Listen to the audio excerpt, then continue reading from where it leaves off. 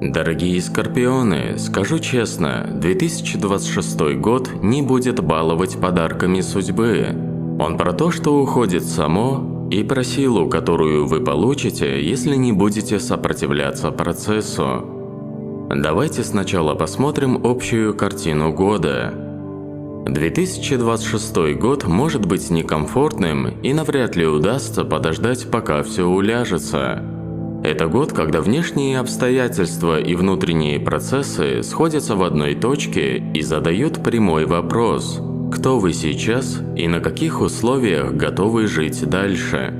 Этот год нельзя будет пройти на автопилоте, и чем раньше это станет ясно, тем меньше будет резких поворотов и потерь энергии. Основной темой для вас станет возврат личной силы через отказ от старых сценариев контроля.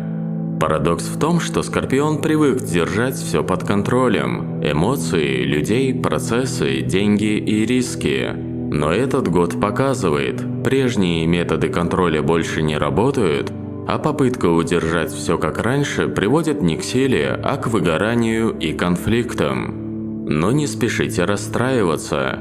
Это год не поражений, а перепрошивки власти над собой, над обстоятельствами и над своим будущим. Давайте посмотрим, как будут влиять планеты на этот год и как они будут взаимодействовать с вами.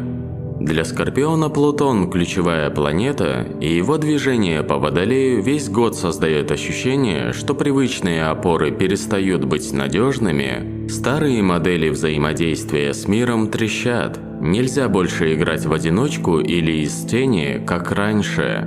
Энергия Водолея требует новой формы влияния. Через идеи, через сообщество, через голос, позицию и открытость. Для вас это будет непросто, но именно здесь заложен рост. Он долгий, но устойчивый. Сатурн и Нептун в Овне проверяет вас на зрелость решений. Овен – это знак импульса и начала, но когда там Сатурн и Нептун, любые решения проходят проверку на реальность, честность, на готовность отвечать за последствия. В 2026 году нельзя что-либо начинать из злости, действовать из мести, идти на принцип без расчета. Каждый резкий шаг, сделанный на эмоциях, будет иметь долгую отдачу. Каждый шаг, сделанный осознанно, закладывает фундамент на годы.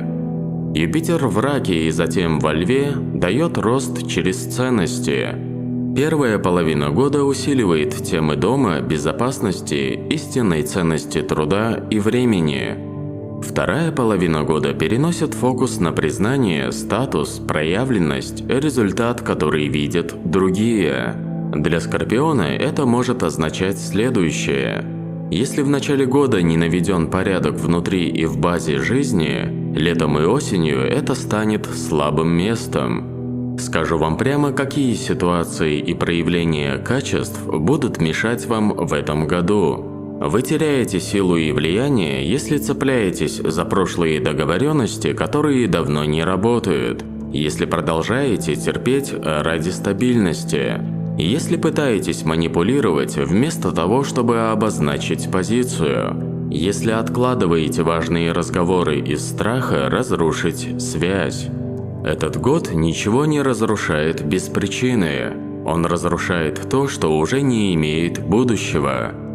И, конечно, расскажу о главном, где вы возвращаете контроль и силу. Сила возвращается к вам, когда вы перестаете доказывать, выходите из роли спасателя или скрытого лидера, когда разрешаете себе менять стратегию, даже если вложено много времени, когда вы действуете не из эмоций момента, а из понимания своего пути. Этот год учит долгой игре без сиюминутных побед. Перед тем, как мы перейдем к разбору каждого месяца, давайте обратим внимание на судьбоносные моменты 2026 года. Большую роль в судьбе скорпионов будут играть затмения. Они напрямую коснутся личных целей, социальной роли, окружения и внутренней честности. Они не про случайности, они про встречи, которые меняют направление, завершения, которые нельзя отменить, решения, после которых назад дороги не будет. Особо значимы февраль, март, август и начало осени. Это периоды, где Скорпиону важно слушать сигналы и ни в коем случае не игнорировать их. Конечно, не обойдем стороной тему денег и реализации. Важно понимать, что 2026 год – это не про быстрые потоки финансов, а про укрепление позиции. Наибольшую пользу принесут выстраивание долгосрочного дохода и отказ от убыточных вложений. Помните, деньги в этом году идут туда, где есть четкая цель и стратегия, без желания доказать свою правоту. Также будет затронута тема отношений и взаимодействия с людьми. Это год, когда поверхностные связи уходят, сложные отношения требуют честного пересмотра. Партнерство либо углубляется, либо заканчивается. 2026 год не терпит двойной игры. Либо вы внутри, либо вы честно выходите.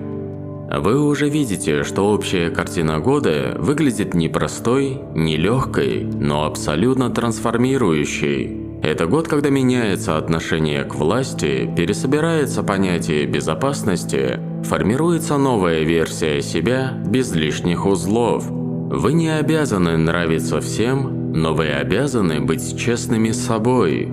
И это важно будет помнить на протяжении всего года. А сейчас, дорогие скорпионы, мы перейдем к разбору каждого месяца. Первые 3 месяца не дают резкого рывка вперед, наоборот, они словно проверяют Скорпиона на способность останавливаться, наблюдать и не действовать прежними методами. Это время внутренней переоценки, возврата к старым темам, пересмотра обязательств и подготовки к более активным фазам года. Если пытаться продавить события, будет жесткое сопротивление. Но если будете действовать осознанно, в ваших руках появится контроль. Январь. Сильный козерог в начале месяца задает жесткий деловой тон. Марс, Венера, Солнце и Меркурий постепенно смещаются к Водолею, и это очень важно. Январь для Скорпиона – это месяц ясности, даже если она неприятна. Будут затронуты рабочие процессы, финансовые обязательства, договоренности, реальные ресурсы, такие как время, силы и здоровье. Иллюзий здесь не будет. Все, что не работает, требует слишком много энергии, и позиция «надо потерпеть» начинает давить особенно сильно. Помните о главном. Не ускоряйте процессы, январь не для рывков, а для переоценки стратегий. Не принимайте судьбоносные решения на эмоциях. Энергия Козерога требует холодного расчета. А сейчас мы перейдем к первому переломному месяцу. Февраль. Новолуние и солнечное затмение Водолея 17 февраля – одна из важнейших точек года. Влиять оно будет не столько внешне, сколько внутренне. Меняется взгляд на свое место в системе, отношение к коллективам, сообществам и окружению. Приходит понимание, с кем вам дальше по пути, а с кем нет. Для вас это может проявляться в усталости от прежнего круга общения, желание дистанцироваться, осознание, что старые правила игры больше не подходят. С переходом Сатурна в Овен начинается период ответственности за свои решения, отказа от перекладывания вины, необходимость действовать самостоятельно. Это момент зрелости, и чтобы избежать нежелательных последствий, важно не заниматься самообманом. Если будете игнорировать сигналы, весной они станут жестче. С наступлением марта вы выходите из паузы, этот месяц словно снимает внутренний стоп-кран. Юпитер в Раке разворачивается в прямое движение, и это дает ощущение движения вперед, причем осмысленного. Активируются темы дома и семьи, эмоциональной устойчивости, поддержки внутренней и внешней. Лунное затмение в Деве 3 марта – очень важный момент.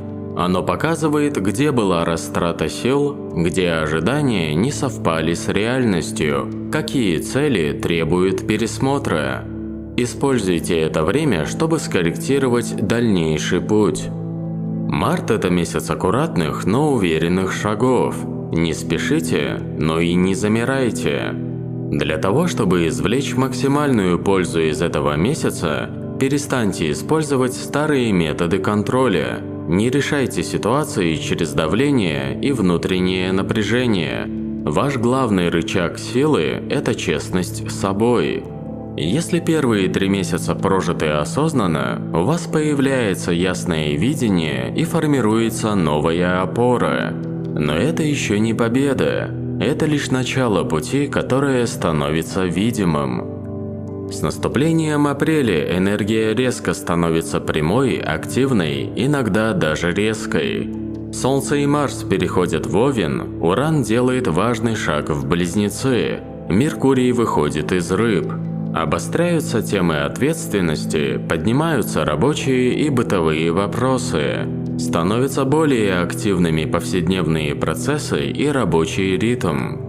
Если в начале года были отложенные решения, апрель их возвращает. В апреле важно помнить о следующем. Действуйте по фактам, а не по ожиданиям. Не принимайте решений на эмоциях. Не пытайтесь тащить все в одиночку. Перегруз в апреле – это прямой путь к ошибкам. С наступлением мая приходит и ускорение событий. Это месяц активных контактов, разговоров и решений. Солнце, Меркурий и Венера переходят в Телец и Близнецы. Уран уже полностью в Близнецах, и это меняет темп жизни. Появляется больше информации, больше предложений и больше развилок. Скорпиону придется быстро ориентироваться, кому можно доверять, какие идеи пустые, где стоит вкладываться, а где игра не стоит свеч. Не забывайте о том, что слова в этом месяце имеют последствия. Договоренности важно фиксировать, а поверхностность быстро наказывается. Говорите прямо, поскольку недосказанность в мае может сработать против вас. Не разбрасывайтесь вниманием, чем больше направлений, тем выше риск потери фокуса. С наступлением июня можно будет сделать промежуточные итоги. Он покажет, что получилось, где были ошибки, какие усилия дали отдачу. Также становится очевидным, какие связи рабочие, какие цели реальны и где стратегия была верной. И на все это влияет Юпитер, который переходит во Льва в конце месяца. Не забывайте фиксировать результаты, даже если они маленькие, они важнее, чем кажется. Старайтесь не переоценивать свои силы. Желание доказать может привести к лишнему напряжению. Проявите свою гибкость без потери внутреннего стержня, умейте менять подход, не предавая себя. Что важно извлечь из этого месяца? Если вам удалось прожить этот период осознанно, появляется уверенность в выбранном пути, усиливается внутренняя устойчивость, формируется задел на вторую половину года. Это положительный момент, когда вы перестаете сомневаться в себе, даже если путь еще не прост. Во второй половине лета и начале осени наступает момент, когда Скорпион сталкивается с последствиями решений первой половины года. Это период кульминации и проверки на зрелость. Он может проходить неспокойно, но это и не хаос ради хаоса. Так или иначе, ничего случайного происходить не будет. Все складывается логично, даже если временами болезненно. С наступлением июля придут первые эмоциональные встряски. Солнце будет в Раке, затем перейдет в знак Льва. Меркурий разворачивается, Сатурн и Нептун тоже входят в стадию разворота. Энергия нестабильна, но очень показательна. Июль вытаскивает старые чувства, семейные и родовые темы, эмоциональные привязки и незакрытые разговоры. Может возникнуть ощущение, что прошлое снова стучится и тянет назад, что приходится объяснять очевидное. Но это не шаг назад, – это финальная проверка. Не убегайте от эмоций, но и не позволяйте им управлять вашими решениями. В июле очень важно подходить к вопросам честно и осознанно. Любые манипуляции, и даже тонкие, раскроются, и это будет неприятно. Наступает ключевой месяц года август, который содержит в себе судьбоносные события. А именно, солнечное затмение во Льве 12 августа и лунное затмение в Рыбах 28 августа. Это мощная связка, которая напрямую влияет на цели, статус, самооценку и чувство предназначения. У Скорпиона могут произойти резкие повороты в планах, неожиданные предложения или завершения, ощущение, что по-старому уже точно не получится. Очень важно понимать следующее. Август не про доказательство силы, а про признание своей истинной позиции. Если идти против внутреннего чувства, потери будут ощутимыми. Но если двигаться честно, открываются новые двери. Выбирайте не то, что выглядит сильнее, а то, что делает вас устойчивее. Помните, лев в затмении усиливает эго, и это ловушка. Не принимайте решений из гордости. После бурного августа сентябрь ощущается как отрезвление, наведение порядка и фиксация того, что остается. Солнце сначала в Деве, затем переходит в знак Весы. Много логики, расчета, необходимости все расставить по местам. Также становится ясно, какие отношения жизнеспособны, какие цели реальны и где нужно скорректировать планы. Постарайтесь запомнить, если что-то ушло в августе, оно не должно возвращаться. В целом, сентябрь – идеальное время для пересмотра договоренностей, корректировки планов, выстраивания нового баланса. Не пытайтесь удержать то, что уже отжило. Это заберет силы, которые понадобятся вам в ближайшем будущем. Ваша главная сила в этом месяце – это принятие ответственности за свой выбор. Без обвинений, без оправданий. Формируется новый уровень уверенности, и это уже другая версия вас.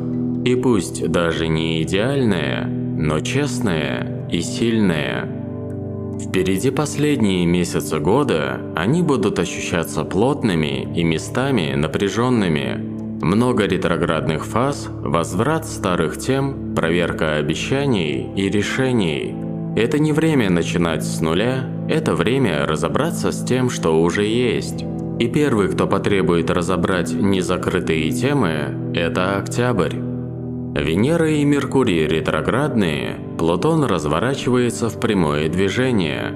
Энергия месяца глубокая, вязкая, требующая внимания. Возвращаются старые отношения, давние конфликты, финансовые и эмоциональные долги. Поднимаются вопросы доверия и власти. Октябрь часто приносит ситуации второго шанса, но здесь важно понимать, эти шансы не для того, чтобы вернуться, а для того, чтобы закрыть вопросы окончательно. Не принимайте решения из ностальгии, смотрите не на чувства прошлого, а на реальность настоящего. С приходом ноября вы словно собираете себя обратно, но уже без всего лишнего. Солнце проходит Скорпион и затем Стрелец. Меркурий и Венера выходят из ретрофазы, энергия становится яснее. У вас появляется внутренний стержень, снижается зависимость от мнения других. Приходит понимание «я сделал все, что мог». В ноябре постарайтесь сфокусироваться на том, что реально подконтрольно. Остальное отпустите. Наступает декабрь, Сатурн разворачивается в прямое движение, Нептун тоже меняет фазу. Юпитер начинает ретроградное движение во Льве. Энергия месяца итоговая. Вы понимаете, какой путь прошли, какие результаты получили, и осознаете, кем стали за этот год. Для вас это момент внутренней зрелости, принятия своих решений и спокойной силы. Вы уже не требуете от себя большего, чем реально возможно. Самое главное, о чем нужно помнить в декабре, это не входить в 2027 год с незакрытыми обещаниями. Ни себе, ни другим. Не попадайтесь в ловушку все переиграть в последний момент.